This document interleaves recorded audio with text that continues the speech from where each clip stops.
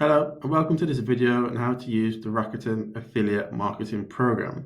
In this video, we'll be going over how to use the dashboard. I'm Ed Myers, the affiliate marketing advisor, and you can pause the video here to read more about me. So just want to start off with a notice on redactions. Some of the elements have been redacted in this presentation to protect confidential client information. When you log into Rakuten, you'll be presented with this dashboard.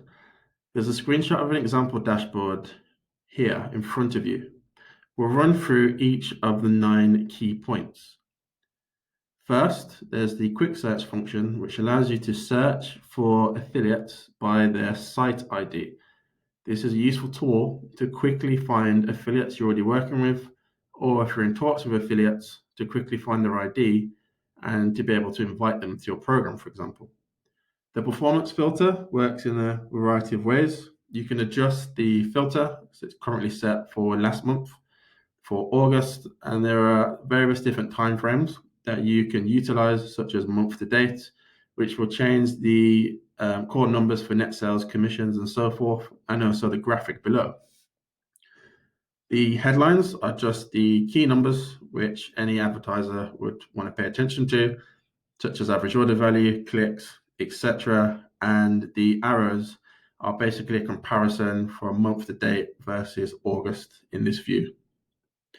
The trend filter can be amended. Currently, the graphic is showing net sales. I also have events displayed, such as commission rate changes, and you can chop and change the filters depending on what's important for you. The performance graphic will display a visual of the trends which have been selected, and also based on how you've filtered the performance overview. The navigation tabs for point 6 display home, publishers, links, and so forth. And those will be the main tabs that you'll use to manage your affiliate program. And there'll be subsequent videos on how to utilize all of the different functions from those tabs. The logout and MID are in the top right-hand corner. MID is useful to share, MID standing for your merchant ID, and that can be used to be shared with affiliates to help them find and apply for your program.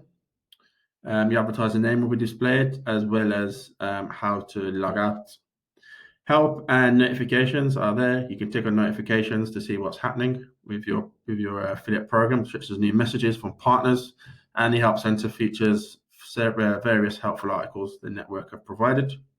And finally, 9 key events. Again, depending on how you filter the trends, you can have key events such as commission changes, and you can see how those impact the numbers. Scrolling down on the dashboard, there's a comparison between top increasing publishers, top decreasing publishers.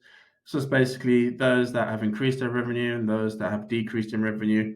And there are different ways you can toggle this. It's just set to net sales in this example. Scrolling further down, there's a view of approved commissions for publishers, and you can see it showing the past 14 months through various bar charts.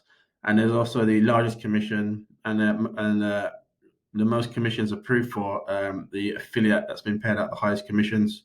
It's been redacted for the purposes of this presentation. Next is the top 10 publishers on your program. So it's a real snapshot view of how they're performing. You can see clicks, orders, sales, and the commissions paid out. And of course, it's sorted by net sales, but you can change how it's sorted with the toggle feature.